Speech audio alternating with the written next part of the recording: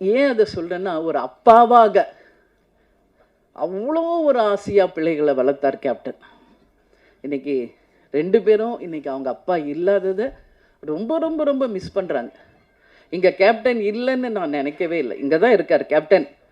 இந்த ஆடியோ ஷோவில் இன்றைக்கி ஆடியோ லான்ச்லேயும் இங்கே தான் கேப்டன் இருக்கார், நம்மோட தான் இருக்கார். அதில் எனக்கு எந்த மாற்று கருத்துமே கிடையாது. இந்த இடத்தில் கேப்டன் இருந்து அவருடைய நல்லாசியுடன் அவருடைய வாழ்த்துக்களுடன் தான் இந்த ஆடியோ லான்ச் நடந்துக்கிட்டு இருக்கு. அதில் எந்த மாற்று கருத்துமே இல்லை. அதே மாதிரி சண்முக பாண்டியனை பார்த்தீங்கன்னா ஒரு டென்ஷன் இருக்கும் ஏதாவது வாழ்க்கையில். ஆனால் அவனை அறியாமல் ஃபோனில் ரொம்ப சிரித்து பேசிக்கிட்டு இருந்தாலே நான் கேட்பேன், யார் அன்பு கூட பேசிக்கிட்டு இருக்கியா அப்படிமே. ஏன்னா அந்த அளவு டைரக்டருக்கும் அவருக்கும் அப்படி ஒரு பாண்டிங். அவரோட ஸ்ட்ரெஸ் பிளஸ்டர் வந்து சண்முகா வந்து மனசு விட்டு பேசுறது யார்?